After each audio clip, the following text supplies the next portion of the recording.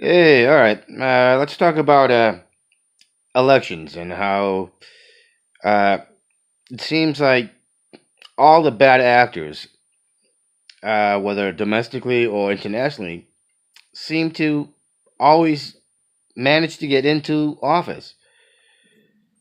And not just this. We're not talking about you know a few cases of bad actors. And I gotta tell you, I don't like that word, bad actor. Uh, because it's not bad actors, it's criminals. So we got criminals who get into office domestically and internationally, and the U.S., especially in the U.S. and in Western Europe, it seems that they are excluded from the bad actor uh, arena, while everywhere else they're either dictators or they're fascist or put any negative connotation and label that you want. But uh, you know, I'm uh, I'm 48 years old, and the thing is that in all the time growing up, I've been noticing since my early teens, like all these quote unquote bad actors kept on getting reelected and put into office. And so I've been asking myself since that time is how is that possible? How is it all these bad actors get into it? Keep getting into office. Now, is it what the mainstream corporate media and these think tanks and the supposed experts?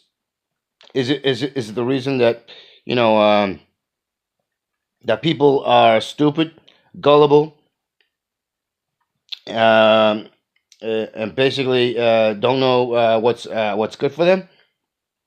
Is it apathy? And I think some of it, some of that applies. But the simple fact of the matter is, I don't see it. I've talked to enough people to know that they know what's uh, essentially what's in the common good for everybody, because they know what's in the common good for themselves. And people are self-centered uh, when it comes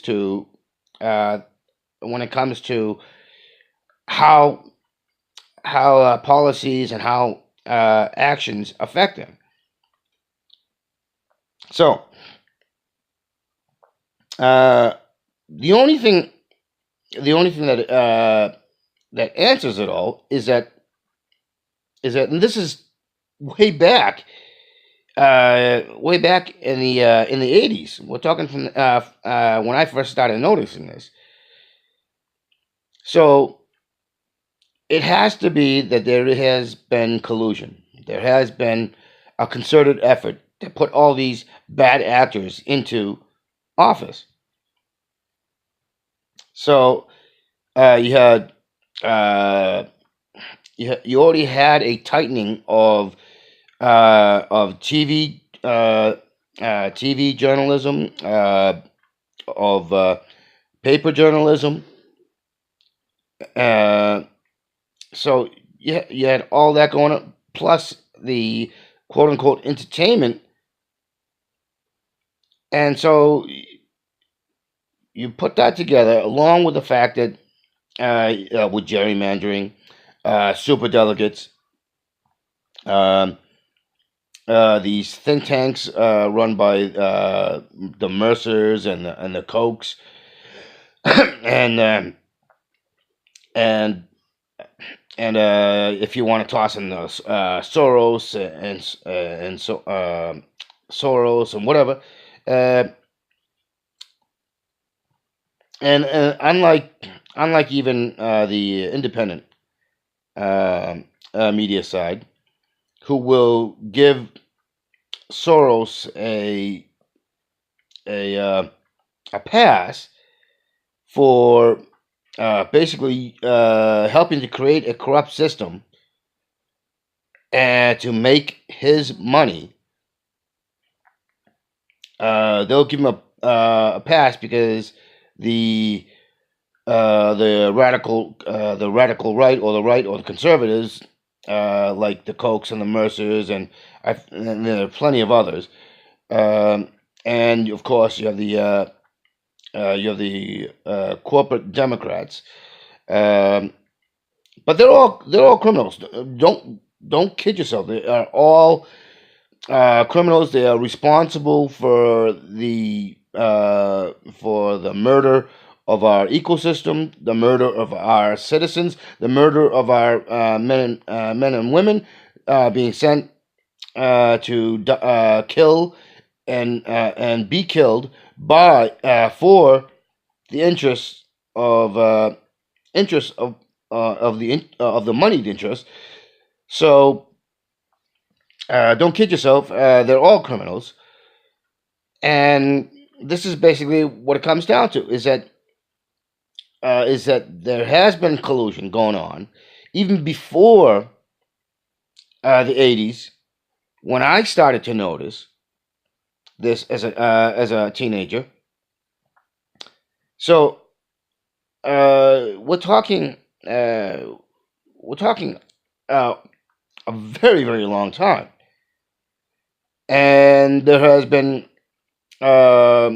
only a rare occasion where policies were shifting more to the common good, where it actually helped and benefit more of the public, but still there were elements of inequality, massive elements of inequality, uh, such as back with the Jim Crow laws and so on and so forth. Uh, so we gotta we gotta all start asking ourselves, how is it possible?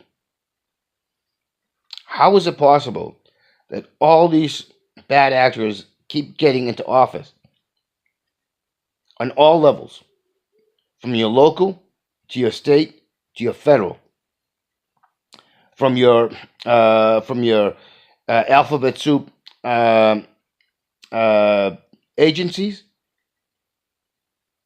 uh, to your down to your local police, to your state police, and also your judicial system, the judiciary. I mean, you got uh, bad actors as district attorneys. You got bad actors as judges. So how is it possible, and why is it that all these bad actors are able to appoint people into positions such as directors of FBI, directors of the CIA, directors of Homeland Security, directors of the FCC, the FAA, the EPA. You go on and on and on, and the fact that they can appoint people to the Supreme Court. So if you tie all that together, and the fact that you have the media and the big corporate money interests, as well as some elements of radical religious groups, um, and political parties who are working together to keep the bad actors in office.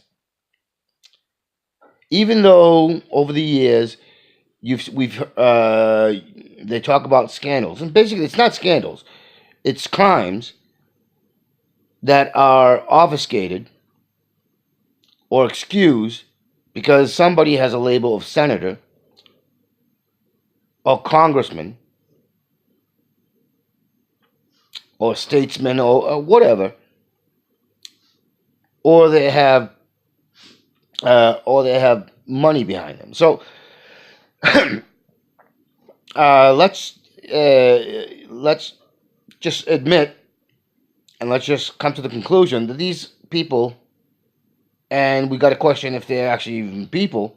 We got to even question if they are patriotic and if they are actual citizens, because the actions they're taking are not for the good of the citizens, but for themselves. And everyday people who do not have a large scale pulpit, a large scale standing behind,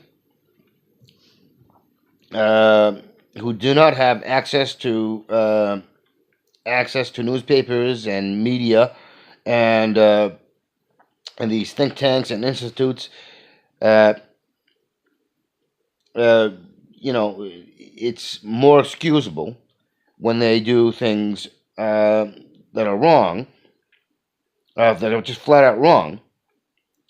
And I mean, they should still, if they do stuff that are like what the mainstream entertainment likes to always push about organized crime.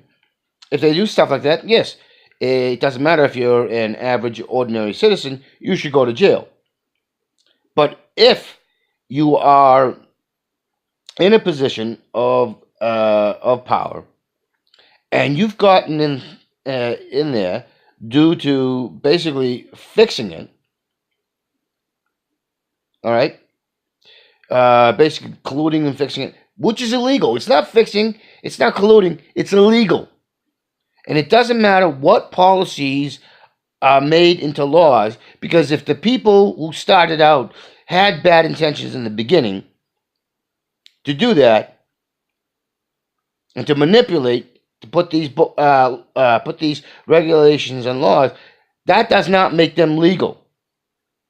Right off the start, it was illegal because these people made sure they got into office and made sure that they could put these regulations, laws, and statutes, everything else into the books.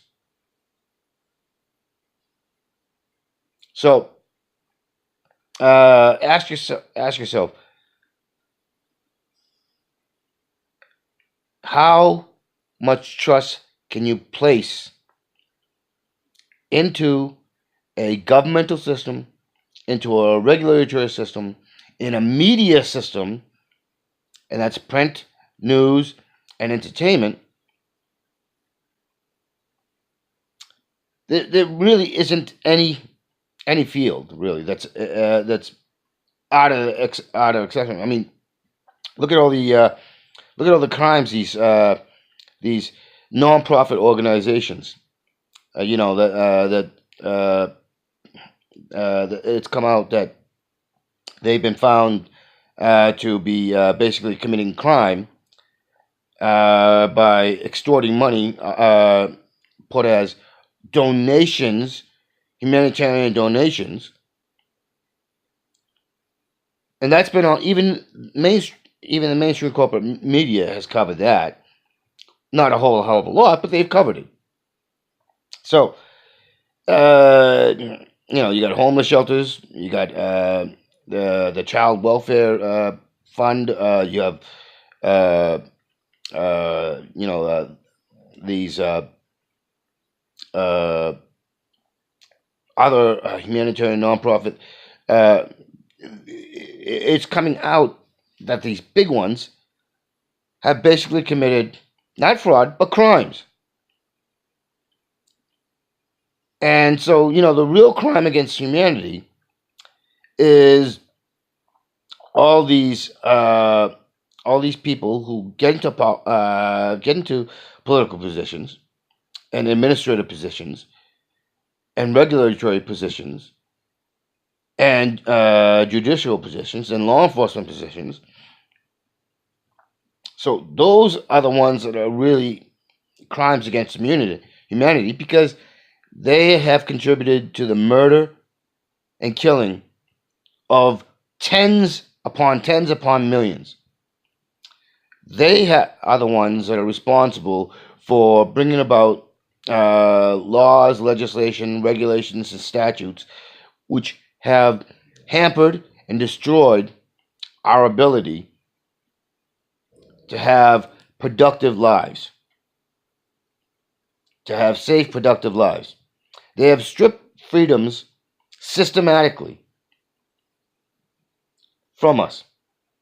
And while they're doing it, they're using media to tell you, no, it's the brown people. No, it's the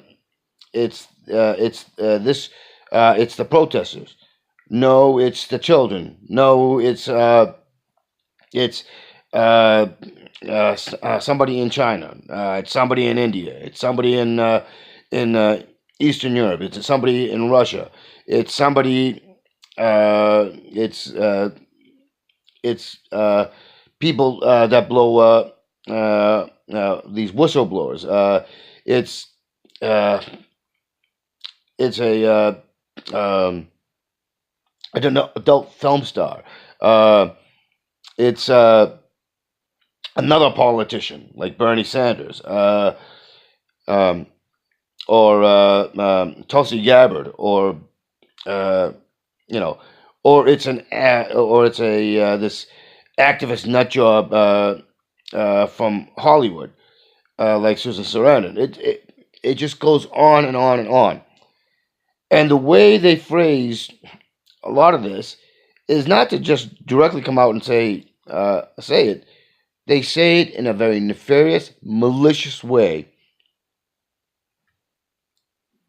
and in a very sneaky way to sway public opinion. And they keep putting this on, even though most people are like, "What? What the hell are you talking about?" And yet they keep pushing the narrative. They keep pushing the narrative. I'll give you a prime example. My family, all right, my mother, my father, my brother, my sister.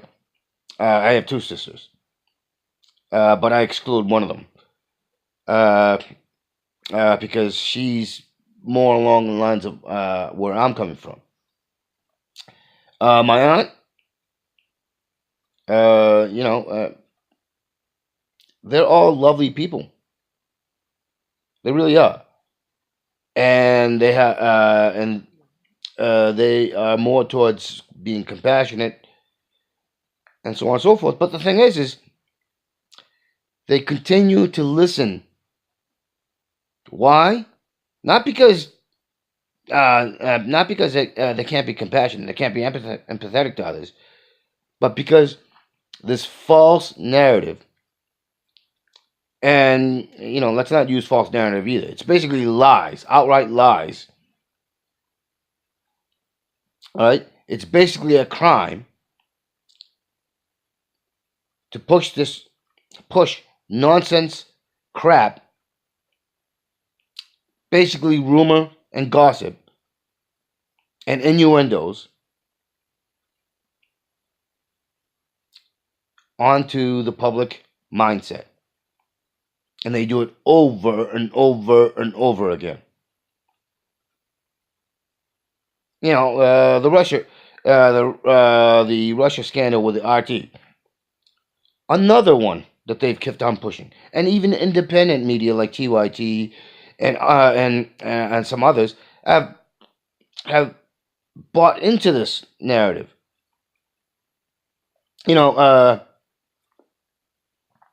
That's I'm going to be honest with you. I like RT. I do know that they're on certain subjects that they are clear. They have to be clearly biased, but the bias is minuscule versus what the U.S.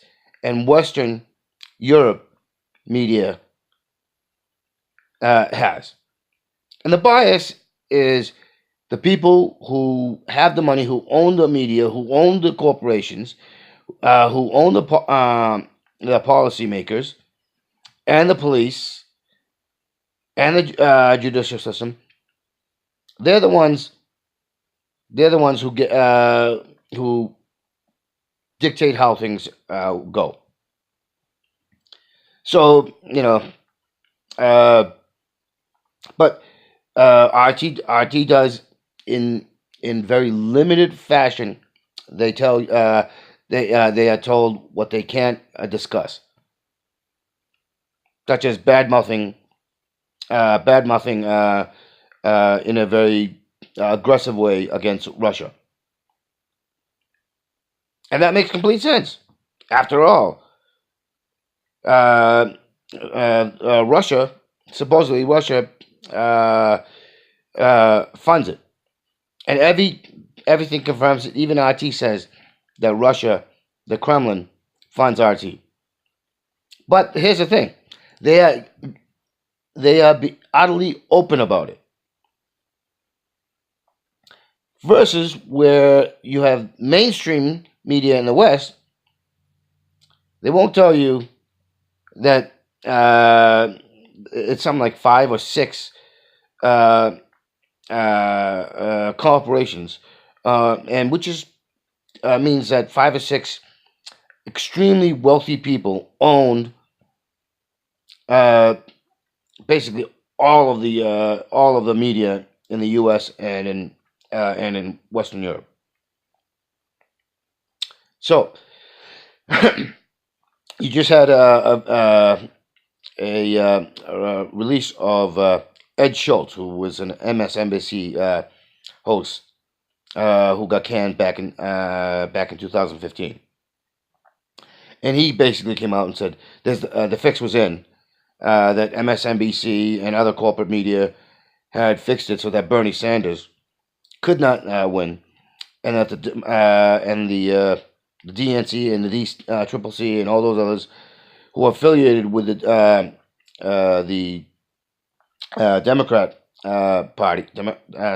Party have basically fixed it so that Bernie Sanders would not and could not get into office. I mean, Ed Schultz says in his own video, "Oh, in Minnesota, Bernie Sanders clearly won, yet Al Franken, who was one of the who was, I don't know if he's still in has his chair in office, but I think he's a congressman or a senator. I forget right now. I'm a little fuzzy, but he's a super delegate along with this Amy Klobuchar, and they basically, along with other super delegates, basically said, "Hey, the people of Minnesota's votes don't count. Screw you. Hillary Clinton wins." So, but that's just one example. The Republicans and the Democrats do it everywhere around the country. And this is what I'm talking about. The fix is in between them and mainstream corporate media, and the interests of money behind keep putting these bad actors into positions. And this has been happening far, far longer.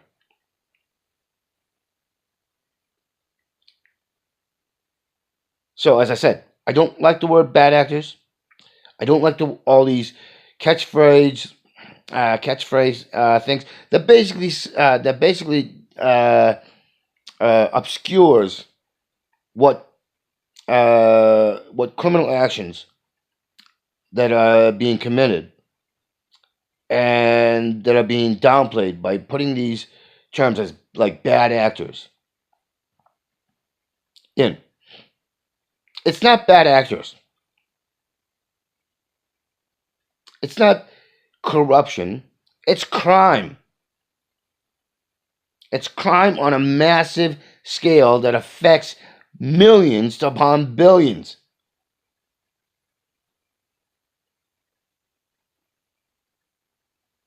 That is what it is. Crimes. Does this mean that the outside of the U.S. and the well, actually, we should include Canada as well. So North America and the Western Europe, and now we can add elements in Eastern Europe. Never mind Australia, Japan, and South Korea, and all these. So these are supposed to be the good groups, right? Well, why is it that all of the actual real journalism, which has um, which has who try to base it on actual facts, okay, and actual investigation, why is it all of this is so suppressed that it's barely ever gotten out, and it's always after the fact. That if it comes out, it comes after the fact, years later, and that's because the fix is in, because these criminals have fixed it. Just like organized crime, that so infamously and famously has put it in media, in entertainment media,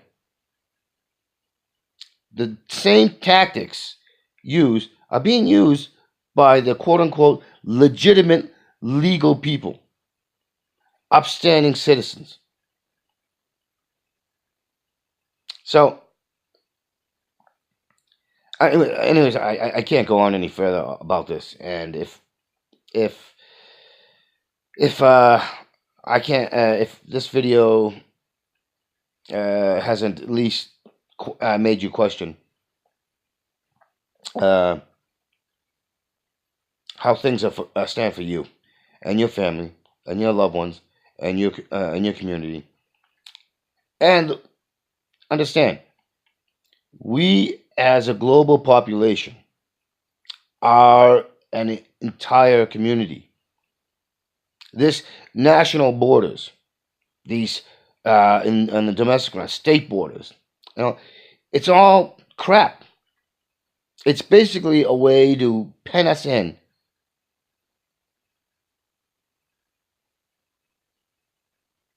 So it's a way for these people to control the way the way they want it, and that's to give them a life of leisure.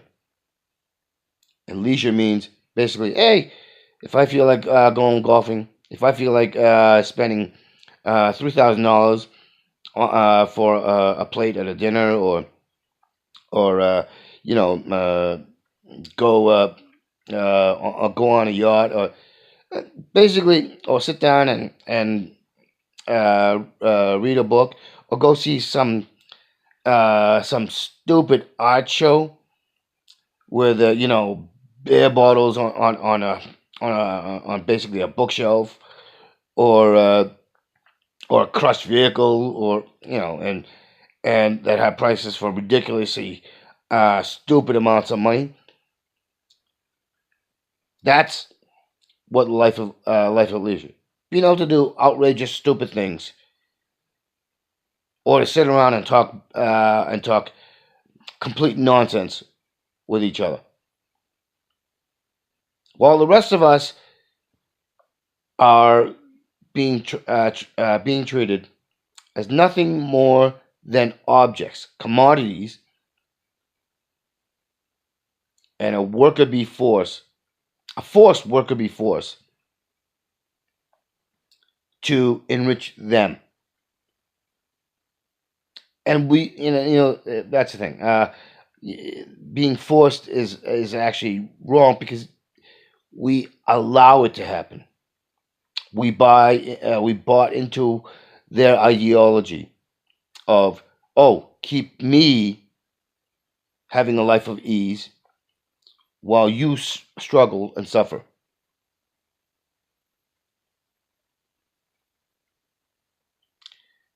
They can't force us. If we all stood up and if we all, in a very forceful tone, in a very forceful way, say, we've had enough, you need to fuck off, you need to get out, and you need to stay out of it, and you need to go to jail. And any other harsh consequence for the crimes that they are committed and they have committed and they continue to commit.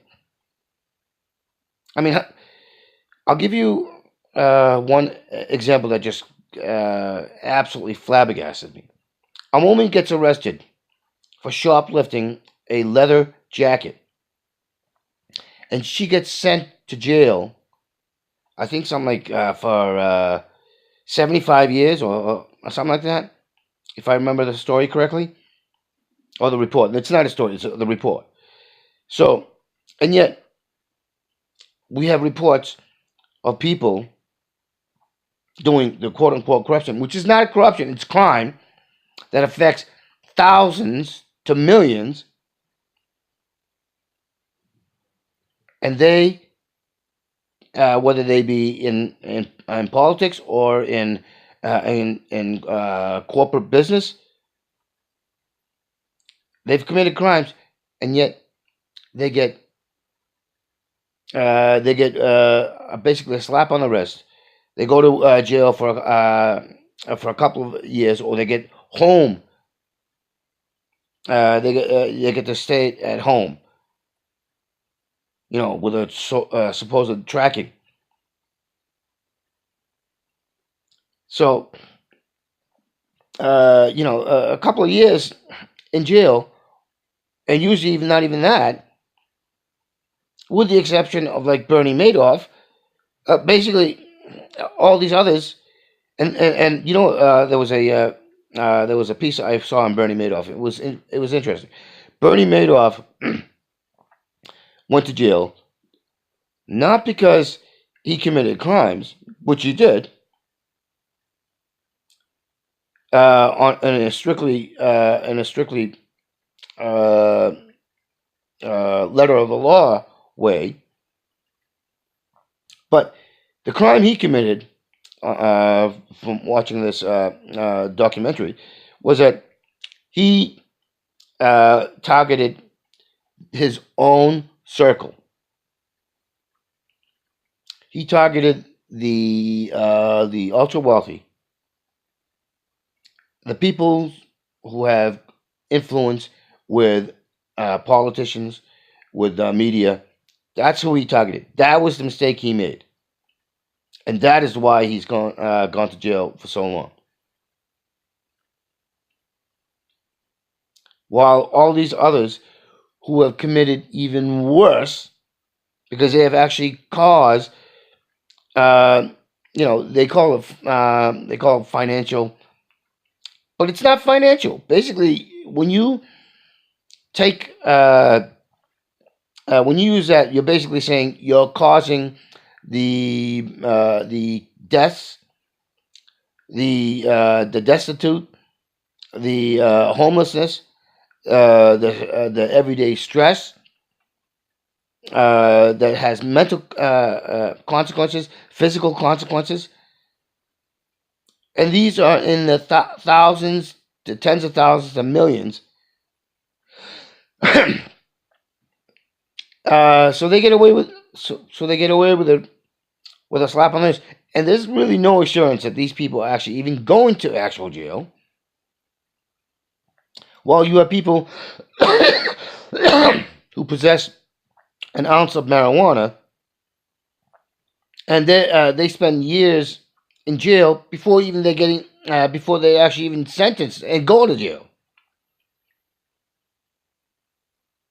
I mean, the whole bail bonds, that's a crime.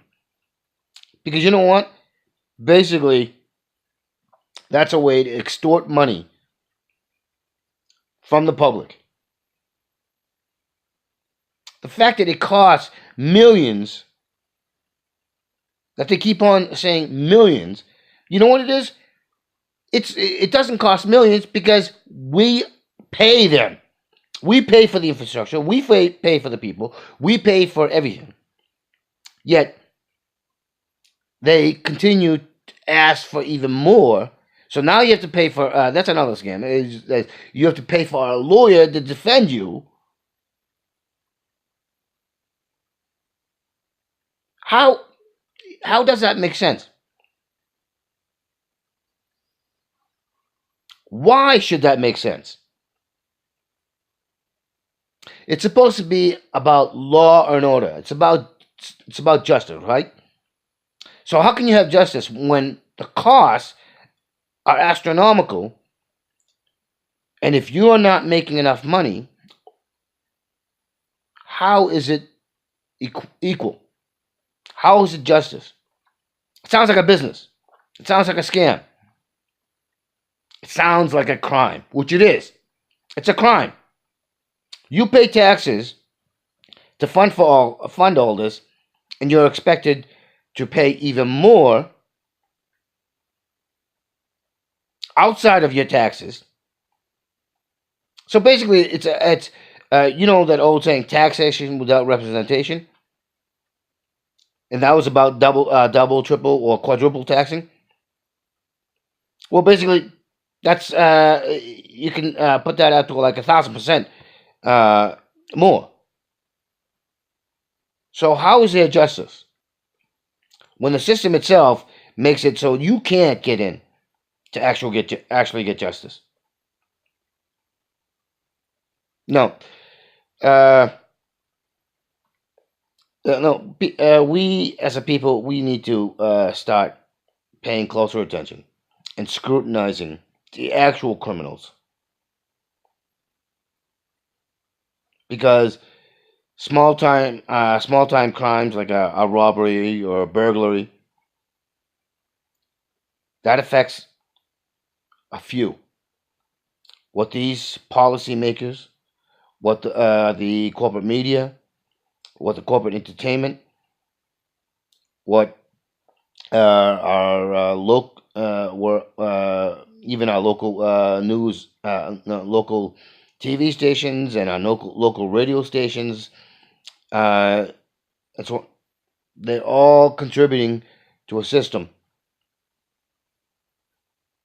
that's basically saying, "Hey, yeah, organized crime, go organized crime, crush us, destroy us, make us suffer mentally, physically, emotionally, keep us under the thumbnail."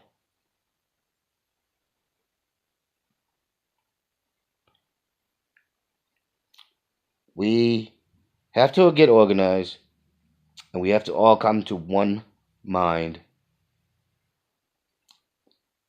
And that mind, they put a label on it. It's called progressive. But it's not progressive. Progressive is a false statement. It's the common good for all. And these politicians and the media have used one of the oldest tropes, and that is race. But you know what? I'm going to tell you right now, there is no such thing as race. A race is what you have when you drive behind a wheel of a vehicle and you're going on a track, or you're on a motorcycle, or you're on a horse, or you're racing dogs. That's a race.